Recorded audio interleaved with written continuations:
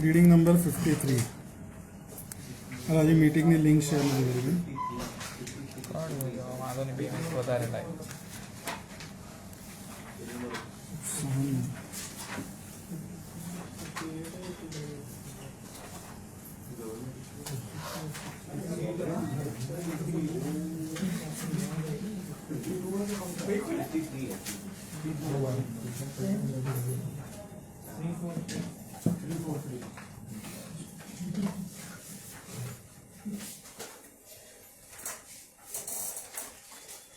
Okay 54 थी બધું practical ચાલુ થઈ જાય છે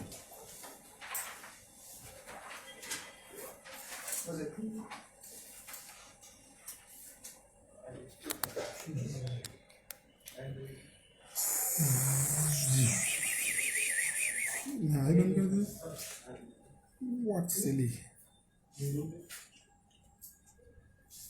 मीट रखना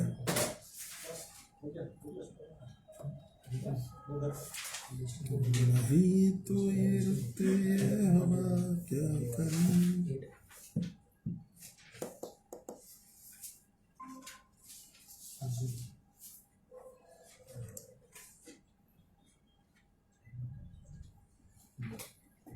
सर्च एडवान एल1 નાખી દો ज़्यादा सर्च में बोल आई पॉसिबली कई रीते लकी इसके लेकिन इट इज इम्पॉसिबल मैं और एक दिन में 2 टॉपिक मेरी इतनी जरूरत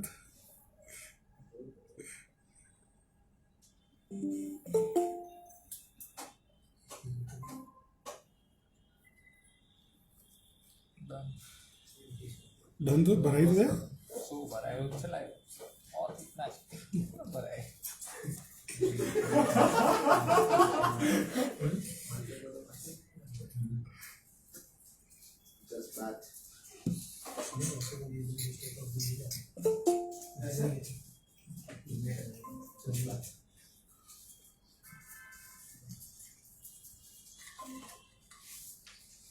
कौन आया उसमें देखिए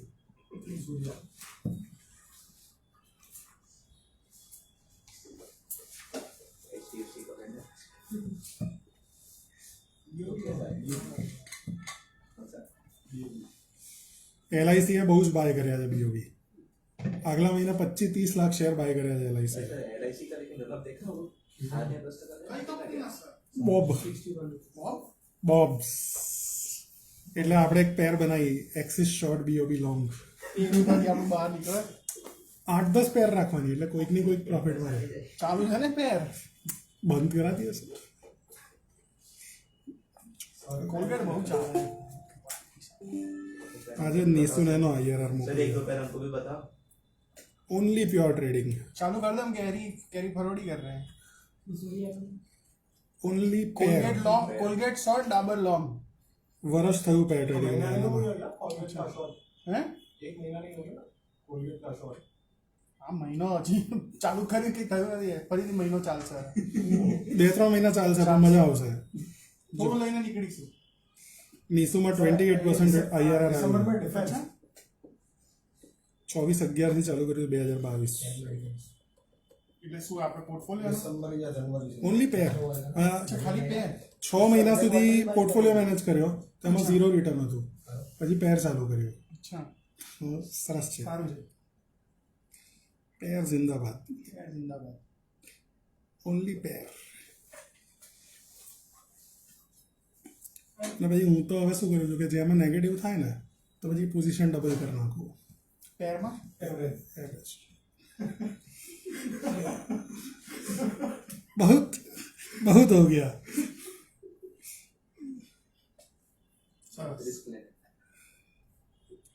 जब जवानों से जवानों 6-7 लाख रुपया बहुत એક ક્લાયન્ટ ના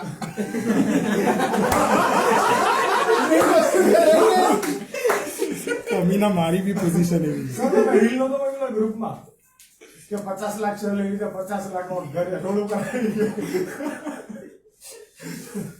કે ભાઈ તારી કંપની ના લીધા हाँ પૈસા નહીં મારા બાપ અરે ऑनलाइन में आवाज आ रही है यस सर ओके खबर नहीं कौन सी पार्टी पहला करती है सर कोचिंग का देखा लास्ट 6 महीने में डबल जो हुआ क्या कोचिंग शिखा है अच्छा सर को पता हो बहुत डबल हुआ સુઝલોન 3 મહિનામાં 300% રિટર્ન. મતલબ શું શું ચાલ્યું છે બધું શું ને શું તો ભાઈ હવે 3 વર્ષમાં HDFC બેંક નો રિટર્ન, બાકી બધું જોરદાર. મારો કોલસો ચાલે છે કોલસો એક ટાઈમ ઉપર નિફ્ટીનો સૌથી બોગસ છે, સૌથી બોગસ શેર હતો. હલતો જ નતો. ડિવિડન્ડ આપે તો ભાઈ ભાવ તૂટી જતો હતો. હા એ તો 350 રૂપિયાથી નીચે 140-150 રૂપિયા થઈ ગયો છે. એટલે મારી તો નજર 190 200 પર આવેલી ને મેં 150 તો જોયેલો જ છે. પછી કોલસો ભાગ્યો. કાલે તો હજી કોઈ કે મોટા ફંડે કે એવા કોઈ કે એડ કર્યું એને, મોર્ગન સ્ટેનલીએ કે એવું કંઈક એડ કર્યું કોલ ઇન્ડિયાને. Coal India, HDFC bank, ICICI pru એ બધું એડ કર્યું. આઈશર મોટર્સ કોલસો તો રિન્યુએબલ છે.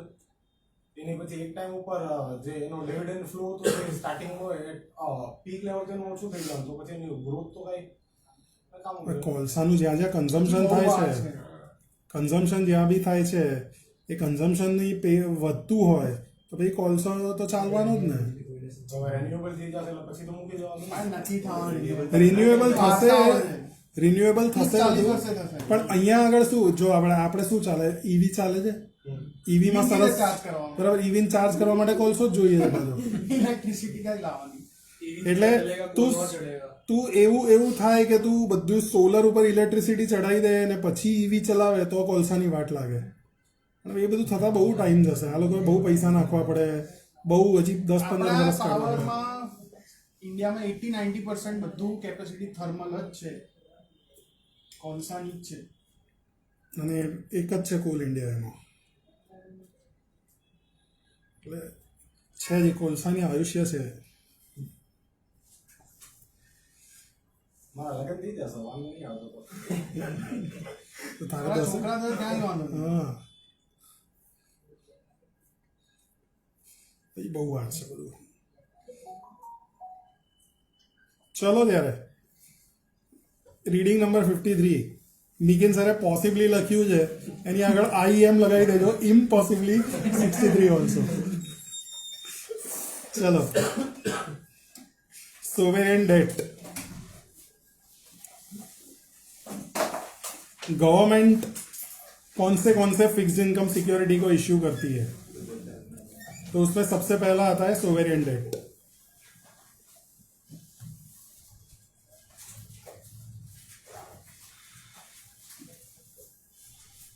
National government issue bonds to raise funds for spending on public goods, service and investment in public infra. Right, सरकार को भी पैसे चाहिए, राइट, ये सारे कामों के लिए. उसके लिए वो लोग क्या इशू करती है, बॉन्ड्स इशू करती है. These sovereign issues are backed by power to collect taxes and therefore typically carry the highest credit rating in the domestic market. बराबर.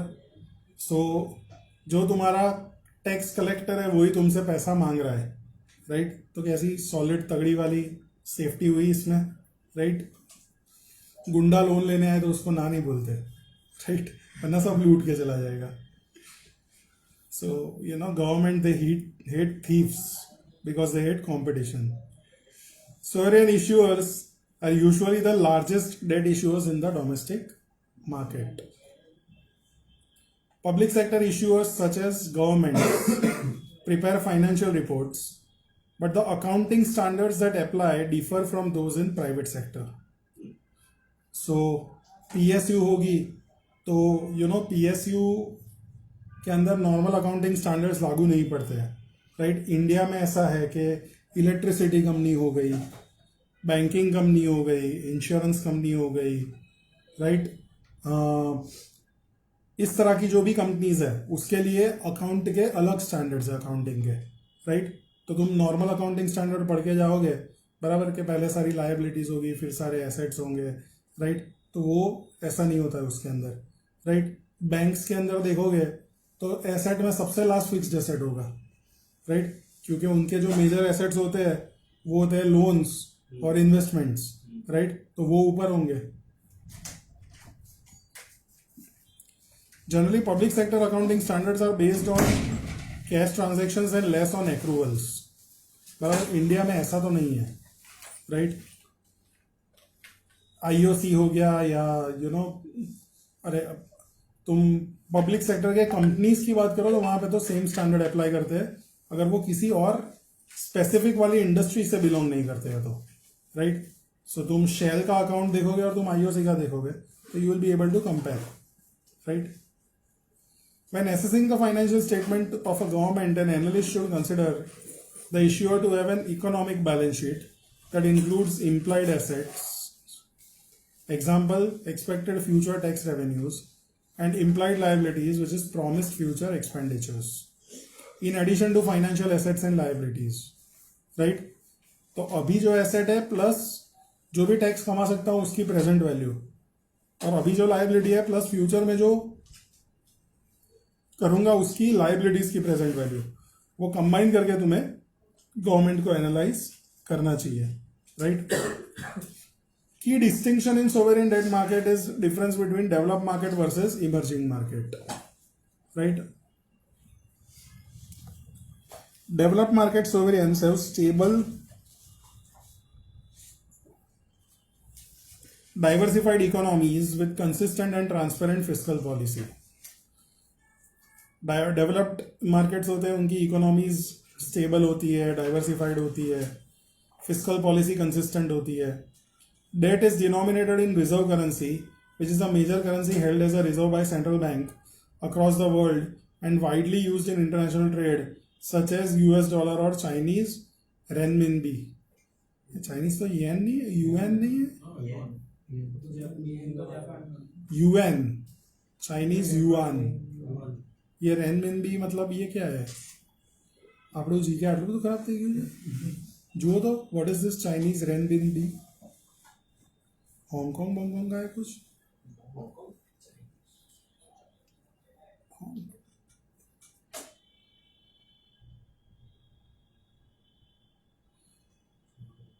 વાંધો છે. हाँ એ જ છે. ઇન્ટર છે. બંને અલગ અલગ નામ છે. બીજું કઈ છે? अच्छा सेम છે ને? સેમ છે. હા. એટલે પેલા એ નામ બદલી કાઢ્યું એવું જ નથી ને? જિંગપિંગ है કે नहीं बदल डाला. योगी चला गया China.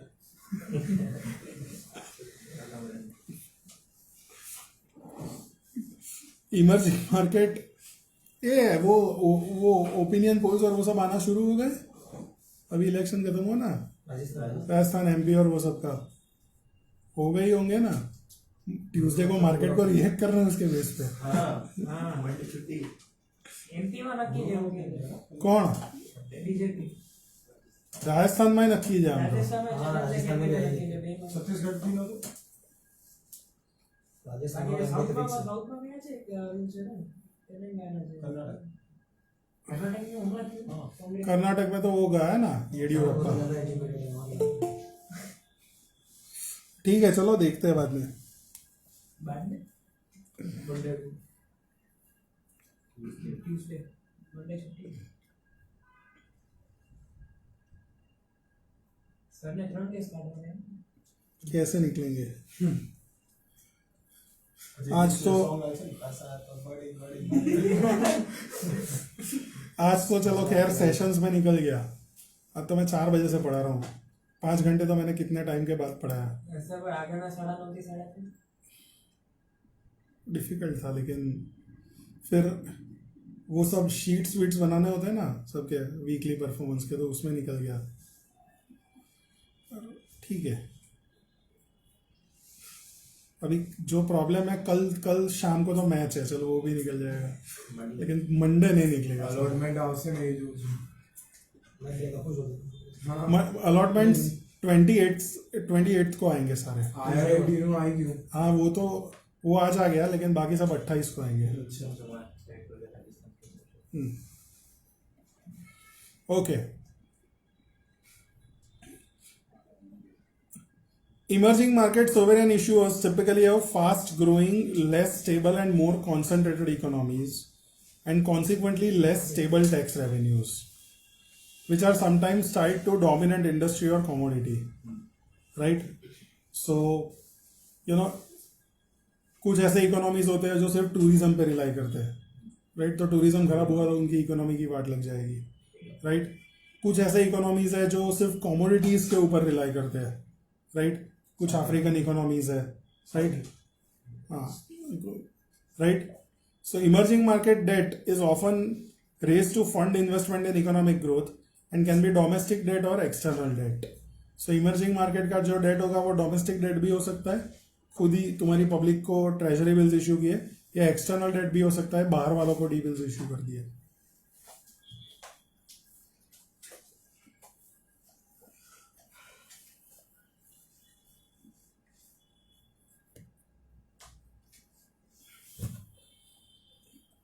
Domestic debt is issued in nation's home currency and is held by domestic investors. The currency might not be freely convertible into other currencies due to illiquidity or restriction on capital flows. External debt is owed to foreign creditors, may be denominated in government's home currency or foreign reserve currency. Right? India को external debt issue करना है तो फिर हमें dollar वाला ही करना पड़ेगा, क्योंकि कोई रुपी वाला रिस्क लेगा नहीं। रुपी डेप्रिसिएशन के लिए मैं 60% का बॉन्ड बाय करूँ, ऐसा नहीं करूँगा, ठीक है? तो इंडिया को जब सॉलिड पैसों की ज़रूरत होगी तो हमें डॉलर वाले बिल्स ही बाय करने पड़ेंगे, डॉलर्स वाले बिल ही इशू करने पड़ेंगे। When external debt is denominated in a reserve currency, foreign investors avoid the direct currency risk of the issuer's currency weakening, but the investors face indirect currency risk related to emerging market government generating enough flows of the reserve currency to make repayment on their external debt. Government's debt management policy sets out the amount and type of securities the government intends to issue. As we discussed in economic topic area, fiscal policy is often used as a tool to manage business cycle. Right? Fiscal policy का इस्तेमाल होता है business cycle को चलाने के लिए. Government that believes that economy is below full employment may tax less, spend more to stimulate economic activity. Right? 100 लोगों को नौकरी चाहिए लेकिन मैं 70 को ही दे पा रहा हूँ, तो मैं क्या करूँगा? मैं कॉर्पोरेट के टैक्सेस कम कर दूंगा, ठीक है? मैं गवर्नमेंट स्पेंडिंग बढ़ा दूंगा ताकि 30 में से और 15 लोगों को नौकरियां मिल जाए, राइट? दिस में require government to issue debt, और ये सब करूंगा तो मेरी रेवेन्यू पे हिट होगा, तो रेवेन्यू पे जो हिट हुआ उसको कवर करने के लिए मुझे क्या करना पड़ेगा?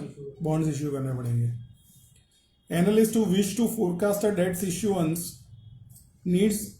should focus on its fiscal policy as well as how cyclical and inflation sensitive its revenues and spending are. Analysts should be aware of debt features such as floating rates or inflation indexing, as well as whether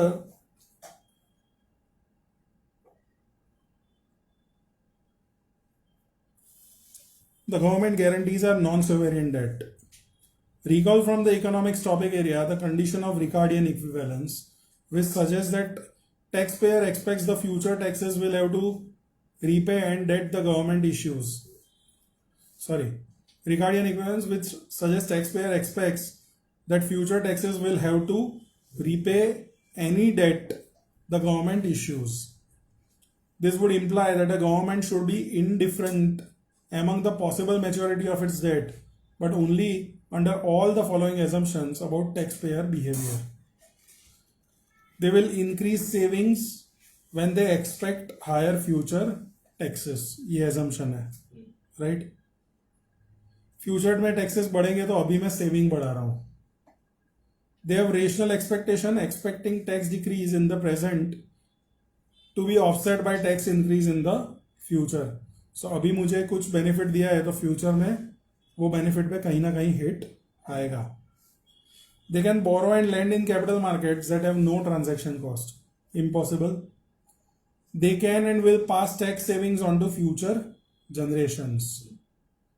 Because these assumptions do not hold in practice, government must manage how much of their debt is short term and longer term. Right? ये सारी चीजें हो बराबर, तो government short term debt हो के long term debt हो indifferent रहेगी. 5 साल का बॉन्ड हो के 20 साल का बॉन्ड हो, लेकिन ये होता नहीं है. इसलिए 5 साल के बॉन्ड का यील्ड अलग होता है और 20 साल के बॉन्ड का यील्ड अलग होता है.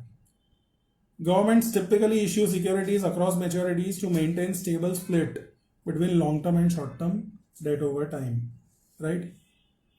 अलग अलग टाइम पे अलग अलग पैसों की रिक्वायरमेंट आएगी, तो डेट भी उस तरह से लॉन्ग टर्म और शॉर्ट टर्म वाला इश्यू होएगा. ओके. अरे पवन इधर आ.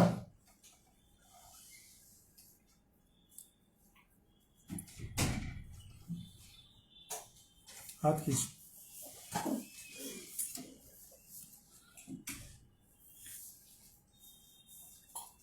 ऊपर कर,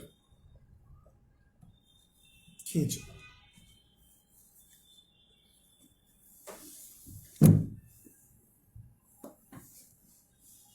खाने को तो कुछ चबाने का हो तो निकाल दो, उसमें कुछ हो भगत भगत कुछ है दे दो.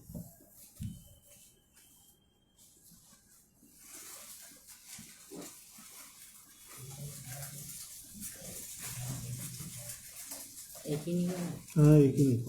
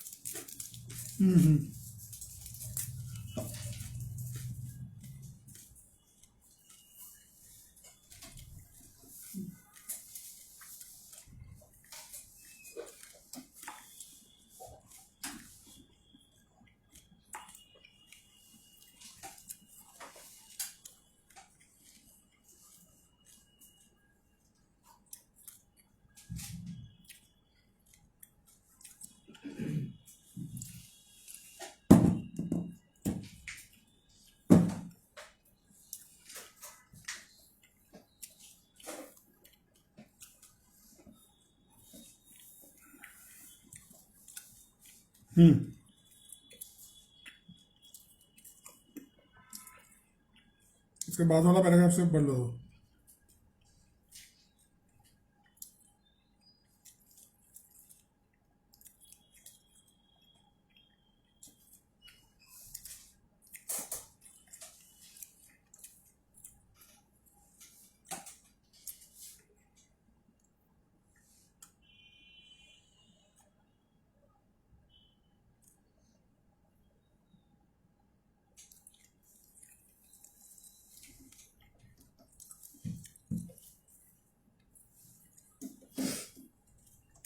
ठीक है, सेल्फ एक्सप्लेनेटरी है.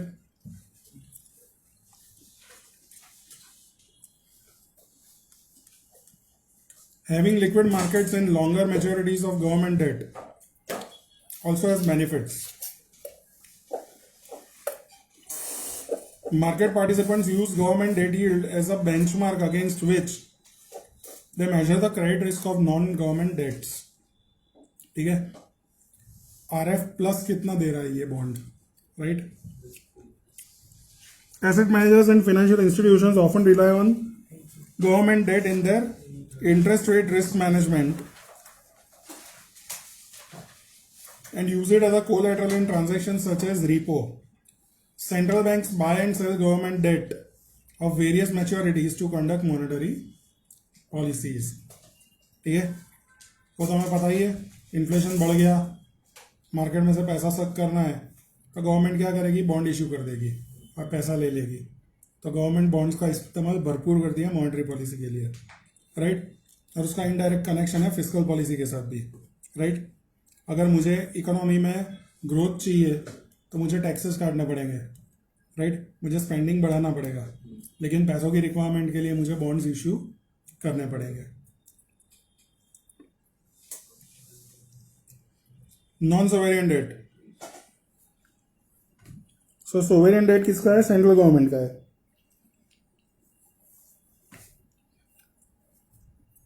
Non-sovereign government debts are issued by states,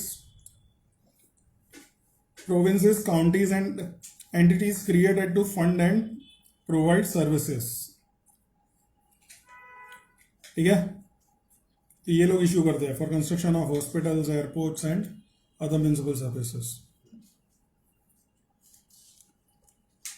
agency bonds और quasi government bonds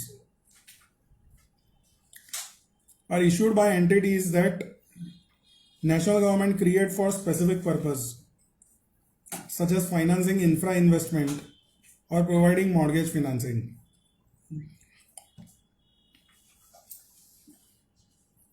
An example of such an agency is Government National Mortgage Association, Ginnie Mae, in US, which securitizes the government and the guarantees mortgage loans to facilitate home ownership. Ginnie Mae issues debt securities to finance its operations, the repayment source for which are guarantor fees from the business alongside US government backing. So basically ये लोग क्या करते हैं? Guarantee देते हैं mortgage loan की, right? तुमको loan चाहिए, बराबर, तो मैं गारंटी देता हूँ। अब गारंटी दूंगा तो मैं कुछ चार्ज करूंगा अगर तुम्हारा रिलेटिव नहीं हो तो वो पैसे मैंने जो चार्ज किए, राइट, वो पैसे मेरी सोर्स ऑफ इनकम हो गए, बराबर।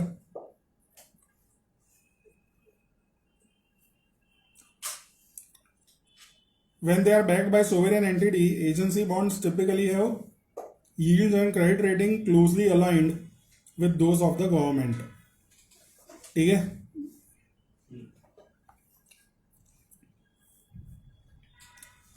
अभी एक आईपीओ आया था फेड बैंक वाला, इतना नहीं भरा, लेकिन उसका कॉस्ट ऑफ फंड्स जो है वो पूरी इंडस्ट्री में सबसे कम है, राइट? क्यों? क्योंकि उनका जो मेजर इन्वेस्टर है वो फेडरल बैंक है। तो whenever anyone is giving loan to this entity, right, उसको जो रेट ऑफ इंटरेस्ट लगता है वो फेडरल बैंक वाला लगता है। सो वो रेट ऑफ इंटरेस्ट कम हो जाता है, उसके कारण कॉस्ट ऑफ फंड्स जो है वो कम हो जाते हैं। और ये जो है ना 3-4% गेन जो एक्सपेक्टेड दिखा रहा है ना, वो फ्रॉड है। मिनिमम 15% गेन मिलेगा इसमें, राइट? लेकिन किसी ने भरा नहीं क्योंकि सबके पैसे खत्म हो गए थे बाकी सब में, और उसमें से ईरेडा तो लगा भी नहीं, बहुत कम लोगों को लगा। अरे मिकेन, नहीं उसको तो लगे में तो लागे अपन એને ફોર્મ વેચેલા છે તે તે એકલા મોટા છે ને એ જ કરેલા ને ઈરેડામાં તો કે બીજું કંઈ નહોતું કર્યું ને? 5 કર્યું, 5 જ કરેલા ને? બહુ બધા લાગે સર ને એમ કહે છે। એ તો પણ હવે એ તો બરાબર છે, પણ એટલે મેં 2 જ જણાને સાંભળ્યું છે એ લોકોને એલોટમેન્ટ આવ્યું છે। એક કૃણાલને લાગ્યા ને એક તને લાગ્યા, બાકી લગભગ 15-20 જણાનો મેસેજ આવ્યો। મને રિટેલમાં લાગ્યું એક એડામાં લાગ્યું તને? મનના સાફ લોકો હોય ને, આરામ કર, ખબર હતી આટલો સાફ છું મનનો તો પછી છોડ, મને સર સીધું ટાટામાં લાવશે। એક લાગી જાય ને તો હવે મજા આવે। આટલા 29 ગણા ભણેલા એટલે મને તો હતું જ આવશે, એક બે આવશે। ગલતી થી બી તારા વર્સ્ટ કેસ સિનારિયો બહુ મેન્શન ના કરવો કે થઈ જાય છે। કોઈ વાંચી કાઢે। Okay. Then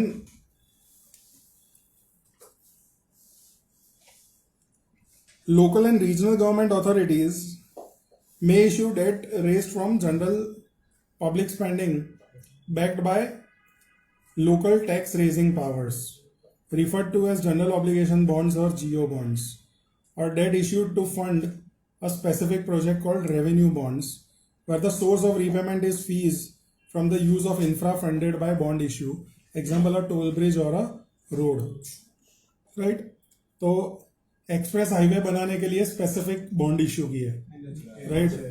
सो NHAI वालों ने, तो वो प्रोजेक्ट से जो भी रेवेन्यू होगा उसमें से वो बॉन्ड का रिपेमेंट होगा. Supranational bonds are issued by international institutions such as World Bank, IMF and Asian Development Bank, which have been set up by multiple sovereign governments to promote economic cooperation, trade or economic growth. Bonds issued by supranational agencies typically have high credit quality and some issues are highly liquid. ठीक है? सो ये सारे bonds कौन issue करेगा? जो दुनिया के बड़े बड़े फ्रॉड्स है वो लोग, वर्ल्ड बैंक, IMF, वो सबको पैसा चाहिए तो वो लोग ये बॉन्ड इश्यू करेंगे. ठीक है?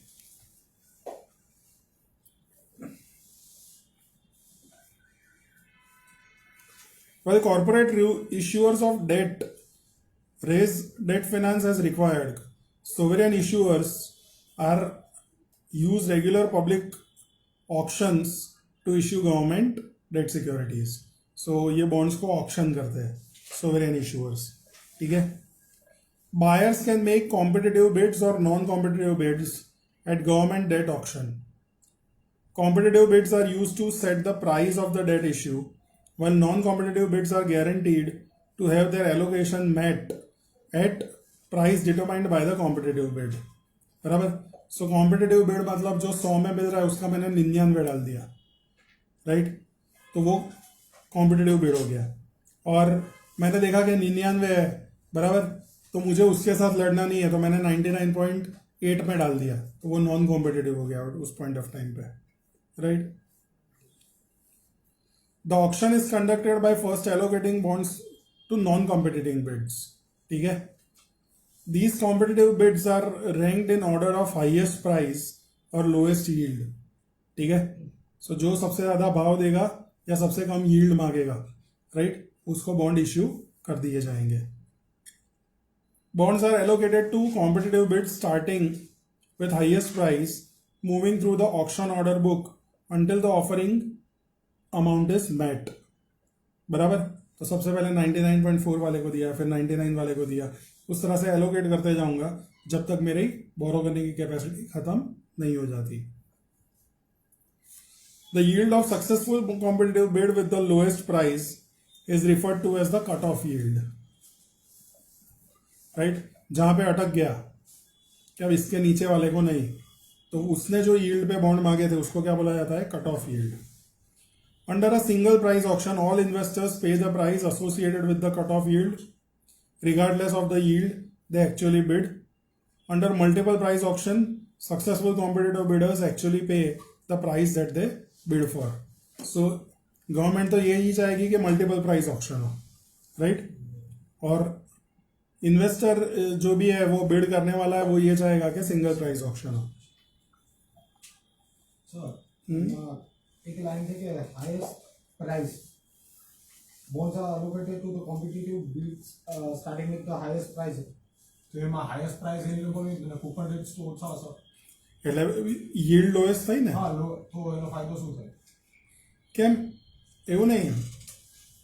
પ્રીમિયમ ઉપર તો કઈ ફાયદો નથી. તું RBI છું તો તે એવું કીધું કે ભાઈ આજથી 3 વર્ષ પછીની મેચ્યોરિટીનો 100 રૂપિયાનો બોન્ડ છે, બરાબર, એ મારે ઇશ્યુ કરવો છે, બરાબર, તો એના માટે તમે પ્રાઇસ કોટ કરો, બરાબર, તો તે કોટ કરી 70 રૂપીસ, બરાબર, એટલે અને મેં કોટ કરી 65, બરાબર, એટલે તને મળવું જોઈએ. તે 70 કોટ કરી એટલે તારી यील्ड શું થઈ? What is your yield? PV में डालो -70, एफवी में डालो 100 और इंटरेस्ट निकालो तो 3 साल का.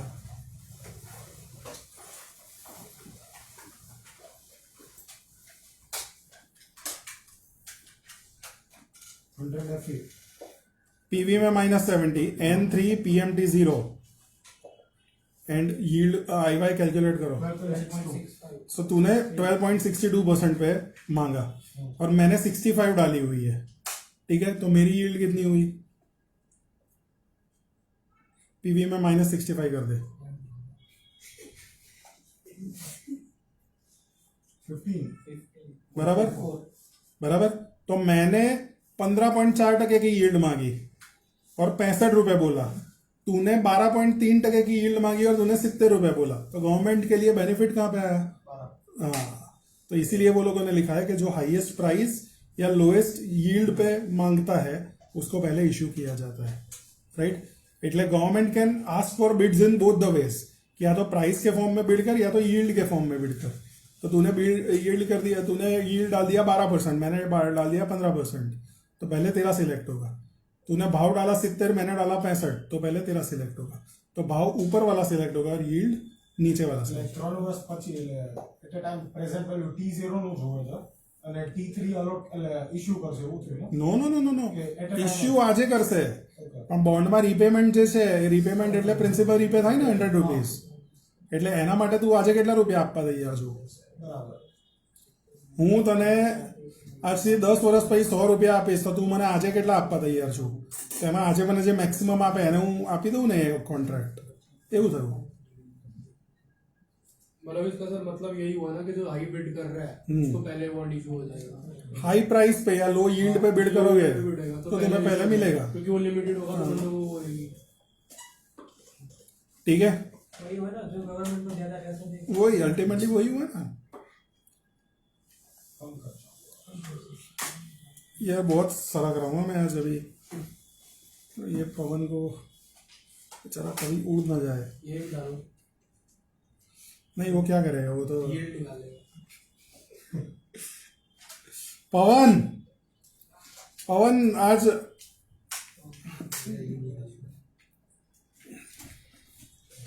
बैलेंस नहीं रह रहा है, बहुत सड़क रहा हूँ, हाथ खींच।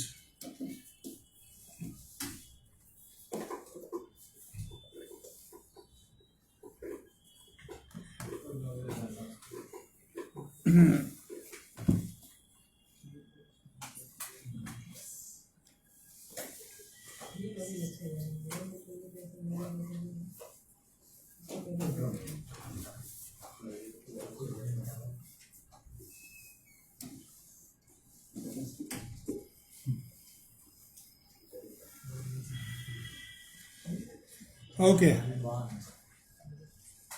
चलो,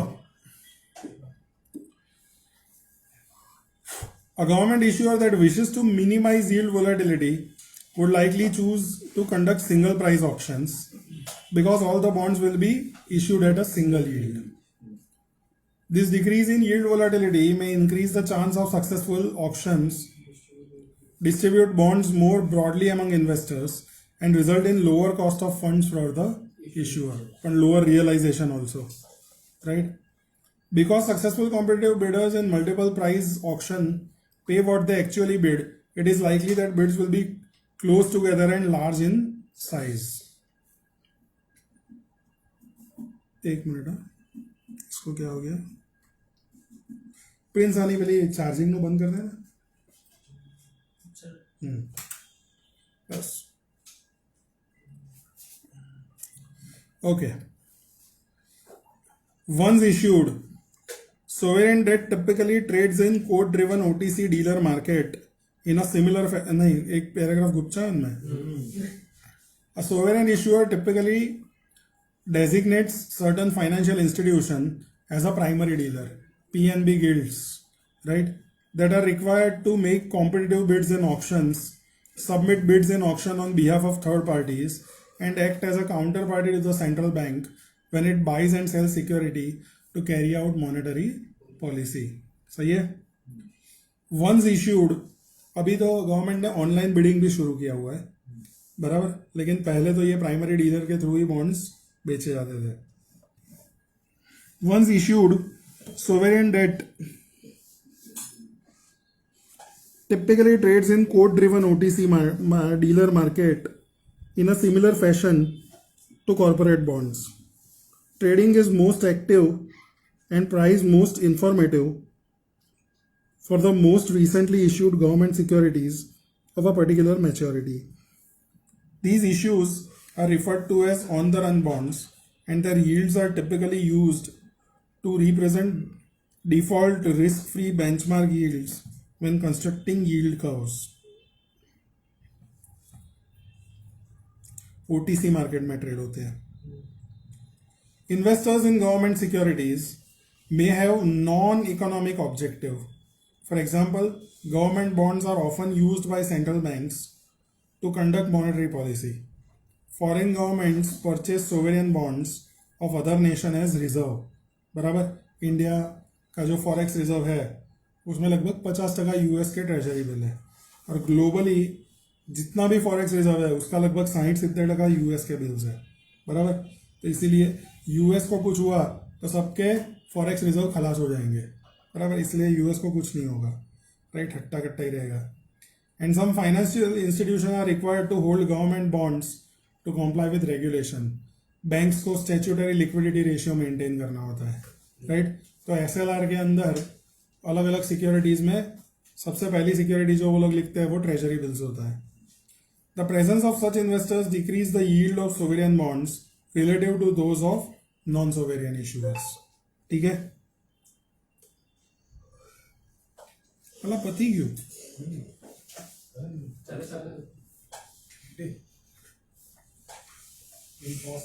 मेरे अंदर का भाव भी यही है, लेकिन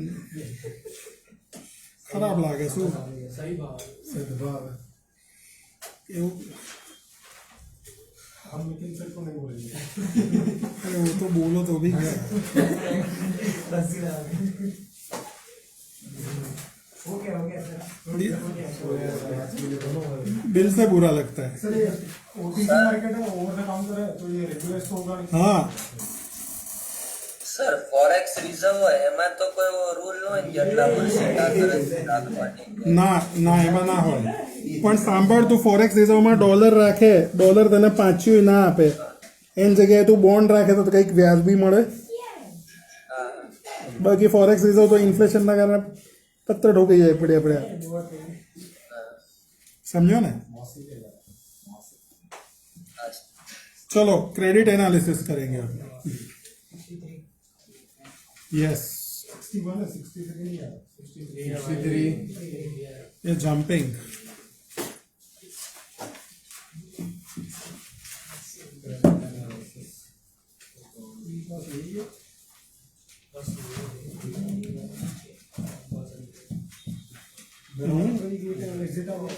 क्या हुआ?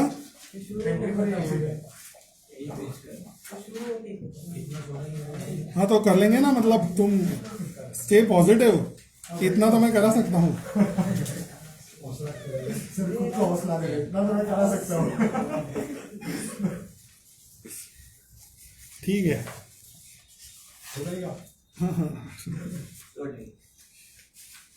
इंशा गणेशा. ताली बजा दे रहे हैं.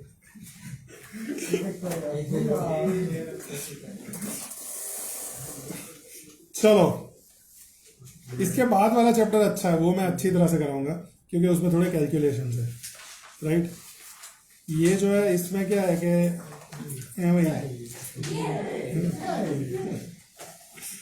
सोवरेन गवर्नमेंट डेट, ये तो सब ज्ञान के लिए पढ़ते हो तुम. करने लिया. हाँ, बस कनेक्टेड है ना. Continuity. The ability of sovereign debt issuer to service its debt comes primarily from the ability to tax economic activity. 63.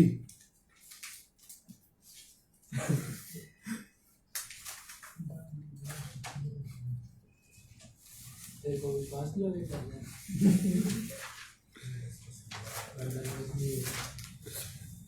મળી પેલા તો જી નહીં મળ્યું. सर हाँ.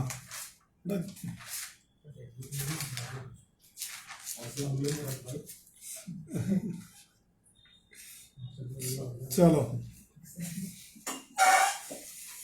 ओके, आप डिस्टर्ब मत करना मेरे को.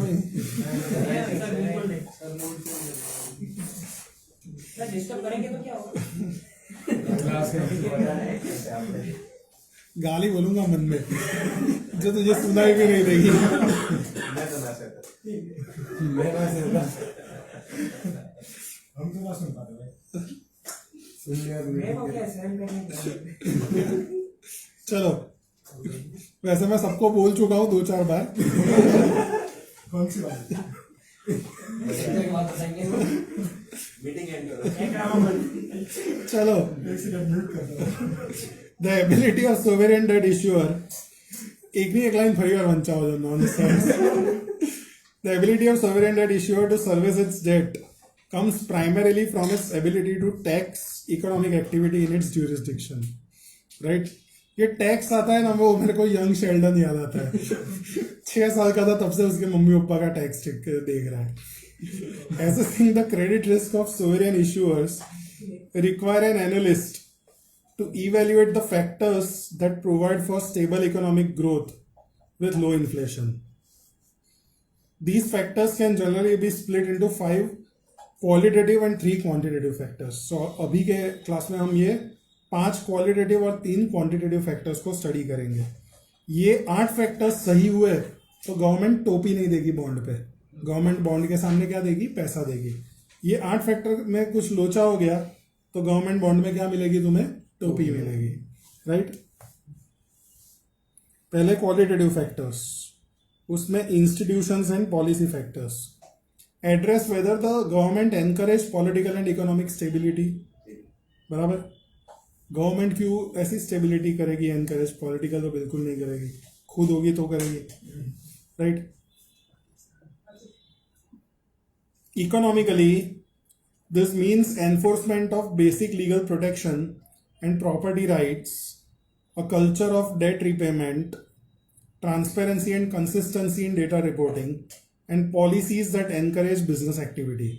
So economically अगर तुम stability चाहते हो तो तुम इतना करोगे कि तुम लोगों के rights को protect करोगे. right? Debt repayment का culture तुम्हारे वहाँ होगा. right? Transparency होगी data reporting में, और business activity को तुम encourage करोगे. right? Business activity को encourage कैसे किया जाता है? कम taxes लेके, ज्यादा लोन्स अच्छी तरह से फेवरेबल रेट पे देके. बराबर? Politically this means a stable political system and peaceful coexistence with neighbouring countries. बराबर? So stable political system as well as peaceful coexistence with neighbouring countries. Right? अपने वहां तो ऐसा पॉसिबल, नेबरिंग तो सब साल है. Right? The willingness of government to repay debt is also important, unlike the corporate issues, because bondholders usually have no legal recourse if the government refuses to pay its debt. बेटा कल आना, ठीक है? ऐसी गवर्नमेंट हो तो क्या कर लोगे तुम किसके सामने लड़ोगे? राइट? ओके, कल आना. हाँ, कल के बाद भी तो कल आता है. सुप्रीम कोर्ट के जज ने लिए बॉन्ड तो भी सुप्रीम कोर्ट भी मतलब गवर्नमेंट को आदेश देगी कि भाई तुम करो ना, ऐसा क्या कर रहे हो. लेकिन गवर्नमेंट बोल देगी कि इकोनॉमिकली फिजिबल ही नहीं है, अपने पैसे उड़ गए सारे, ये हो गया वो हो गया. बराबर? तो नहीं हो सकता कुछ. प्रिंट कर सकते हैं ना, प्रिंट कर सकते हैं, लेकिन प्रिंट करके पैसा देने में कोई मतलब नहीं है ना, क्योंकि अल्टीमेटली जितना छाप रहा है तेरी करेंसी की वैल्यू तो उतनी डाउन जा रही है ना. Printing without increasing the GDP और प्रोडक्शन इज पॉइंटलेस. राइट? फिर तो क्या होगा कि मोबाइल फोन तेरे 80,000 का 2 लाख हो जाएगा. मोबाइल तो एक ही बना रहा है. खबर नहीं यार, हम तो સર આ 2000 ની બંધ થઈ એટલે પેલા 10 રૂપિયા ની પ્રિન્ટિંગ ની બંધ થઈ, હવે 20 ની બંધ થઈ, પછી આ 2000 ની થઈ નોટ. તો હવે તો एक्चुअली માં પ્રિન્ટ તો 24 પેલા કરવી તો પડશે જ ને.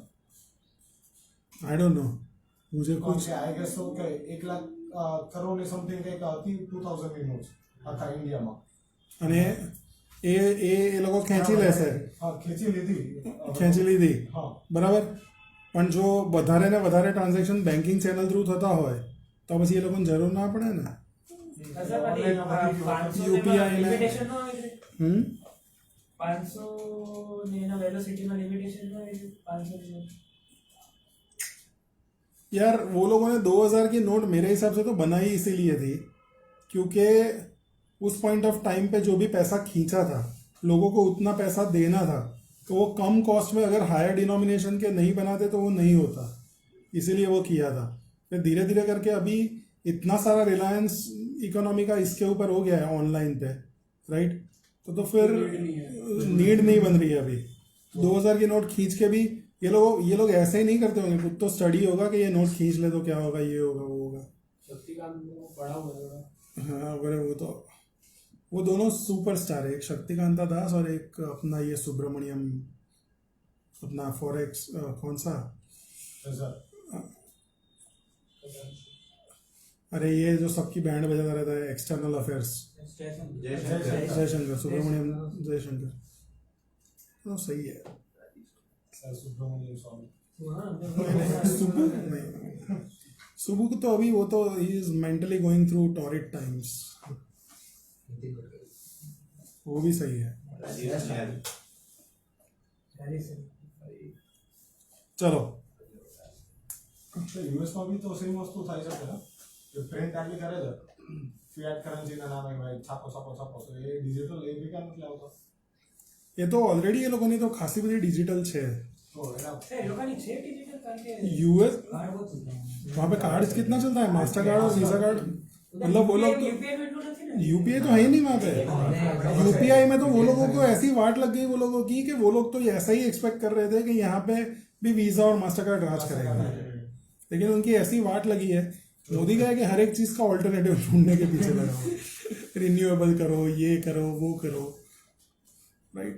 तो उसमें भी ले आया खुद का हाँ, रुपए कार्ड ले आया, और वो भी अपने क्रेडिट इसमें डाल के यूपीआई की तरह यूज कर सकते हैं। हाँ रुपए कार्ड से हो क्या सकता है वो मुझे नहीं पता, मेरे पास रुपए डेबिट यूपीआई कार्ड कार्ड से आप यूपीआई ट्रांजेक्शन कर सकते हो ना। अभी यूपीआई हमारे बैंक अकाउंट से कर सकते थे हम, तो कुछ लोगों को डर लगे कि भाई अकाउंट अच्छा। में जाएगी, तो अभी रुपए कार्ड को आप as a UPI payment source use कर सकते हो। तो रुपए क्रेडिट कार्ड को भी मैं कर पाऊंगा, तो ये तो बहुत सही है। तो फिर अभी बैंक तो रुपए कार्ड आया था, अभी कोई भी तो यूपीआई फिर ट्रांजेक्शन तो फिर ऐसा क्रेडिट कार्ड लेके अपने बैंक अकाउंट को निकाल दो यूपीआई से, फ्रॉड होने के चांसेस ही जीरो हो जाएंगे। नहीं निकालेंगे ना सर, नहीं मतलब अपने पर्सनल लेवल पे निकाल सकते हैं, कर सकते हैं। है ना, पर्सनल लेवल पे जितना भी मेरा जो यूपीआई है हाँ। उसमें मैंने जितने भी बैंक अकाउंट लिंक किया सबको अनलिंक करके सिर्फ एक क्रेडिट कार्ड को डाल दिया। અસલ ક્રેડિટ કાર્ડ के लिए भी तो चाहिए रहेगा ना, नहीं पर बैंक अकाउंट थोड़ी चाहिए उसको। उसमें बैंक अकाउंट कहाँ चाहिए? बिना बैंक अकाउंट के क्रेडिट कार्ड यूज कहीं कर से भी सकते हैं। एचडीएफसी का खरीदे क्या कह रहे हैं? कहीं से भी पे कर सकते हैं। क्रेडिट कार्ड की बहुत सही चीज है यार ये तो।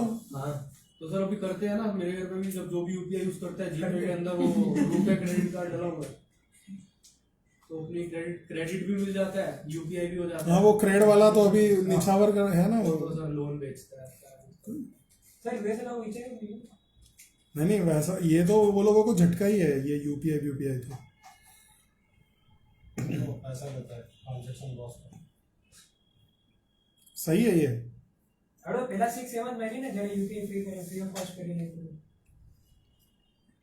अभी मेरे काका के साथ थोड़े टाइम पहले फ्रॉड हुआ था ऐसा, वो बेवकूफ़ी वाला, मतलब ये ऐसे पता है मैसेज आते हैं कि लाइट बिल तुम्हारा नहीं भरा हुआ है, उसमें मेरे काका लूट गए, उसमें 35-40 हजार का चूना लग गया। अच्छा उनके पास वो वाले मैसेज नहीं आए कि आप फोन उठाते हैं तो वीडियो नहीं सर वो इतना लेवल तो हो रहा था ना अभी कि पहले लड़की वीडियो कॉल करती है फिर उसके बाद ब्लैकमेल करती है। हाँ वो तो कितने लोगों के 2-2 लाख रुपए जाते हैं। नहीं अरे मेरे साथ भी हुआ था, और मेरे साथ हुआ था तो मेरे को भी ऐसा बोला कि पैसे इतने दे, तो मैंने बोला क्या करेगा, तो बोले तेरे ये कर देंगे, सोशल मीडिया पे कर देंगे। तो मैंने सोशल मीडिया पे सबको मैंने सारे मेरे सोशल मीडिया पे वही पोस्ट डाल दी कि ऐसा हुआ मेरे साथ सामने, हाँ कि ऐसा हुआ और फिर ऐसी लड़की थी और ये सब कर रही थी, मैंने पूरा डाल दिया, अब कर जो करना है। चलो मतलब सर पूरे वर्ल्ड में इतने लोग इनोवेटिव वेज नहीं लाते कमाने के जितने इंडियंस लाते हैं पागल बनाने के। सीरीज पे है ना जामतारा वो अच्छी थी। चलो 2 सीजन काट दिए ना उसने। રોમિલનો ફોન रोमिल નો કે વાગી રહ્યો છે હમણાં હજી? હા એક ફોન એનો રહી ગયો છે। तो ये तो ત્યાં જ બેઠેલો તું મિકીને એક મિનિટ હાથ ખેંચતો જા।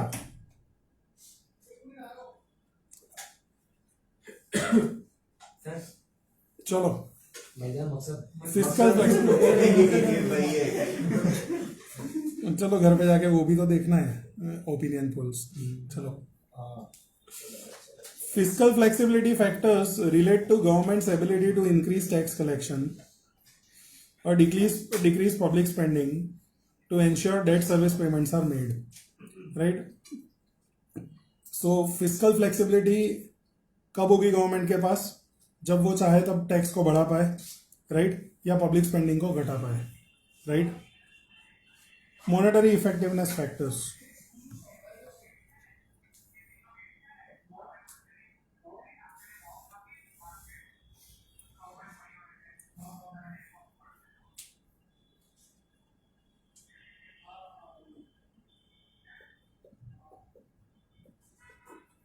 Monetary effectiveness factors relate to the ability of the central bank to vary the money supply and interest rates in a credible manner to encourage economic growth, right. अगर सेंट्रल बैंक जब चाहे तब interest rates को बढ़ा या घटा सकती है ताकि वो इकोनॉमिक ग्रोथ को स्टेबिलाइज कर पाए या पुश कर पाए, तो मॉनेटरी इफेक्टिवनेस फैक्टर्स भी ऑपरेटिव है. Central bank that is independent from government is less likely. आम आई जा आने हचमचाई ना कर दो. हाथ खींच, एक हाथ खींच, हाँ बढ़ो, खींच ते खींच.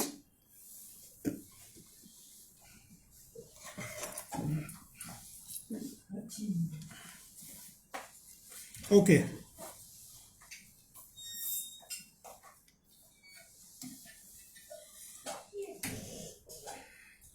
Central bank that is independent from government is less likely to print money to service government debt, reduce the risk of high inflation and currency weakness.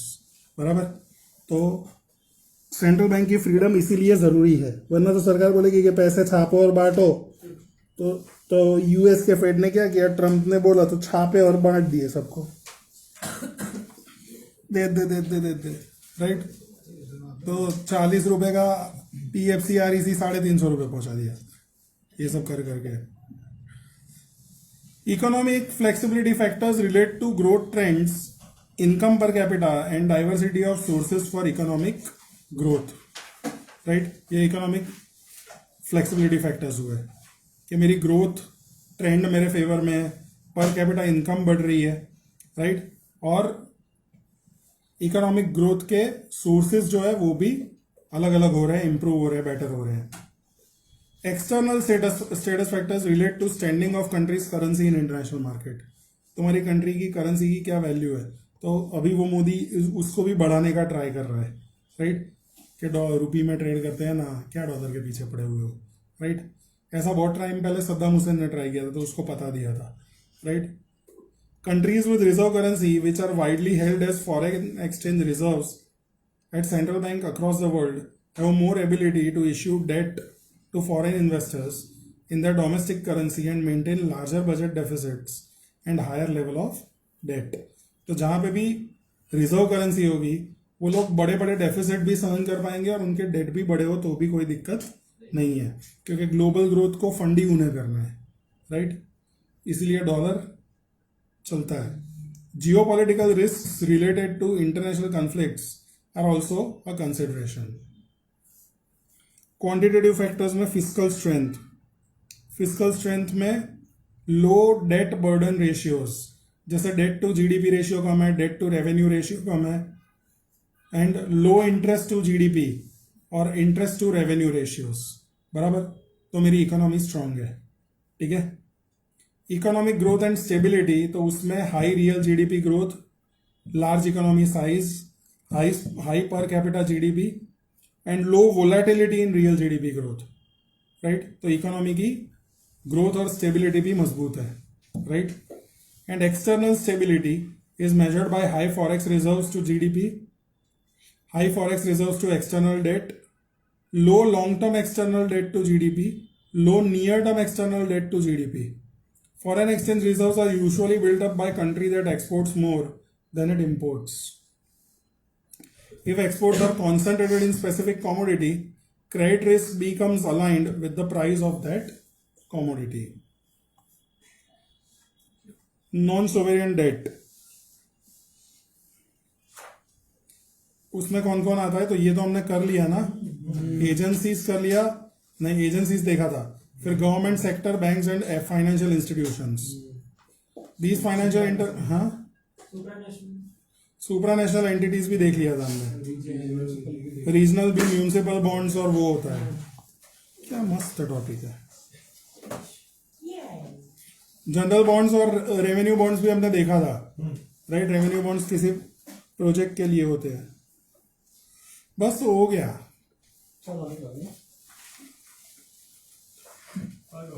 हाँ बस हो गया, कुछ है नहीं।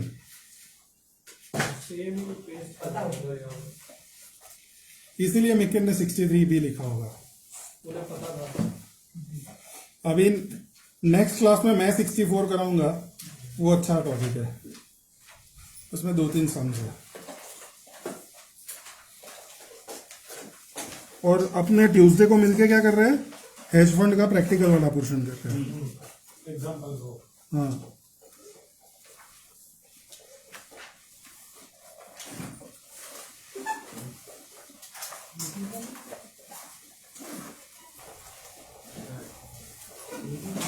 इसको बंद कर दो ना।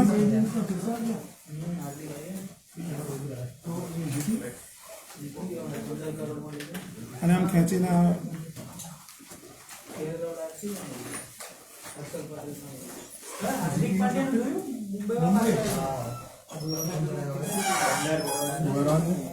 इसको खींच અને ખેંચ અને ફોન બહાર કાઢ આ બાજુ મારી બાજુ એમ નહીં એ નહીં આ સાઈડ વાળો એને પુલ કર અને ફોન લઈ બરાબર ફિનિશ દબાય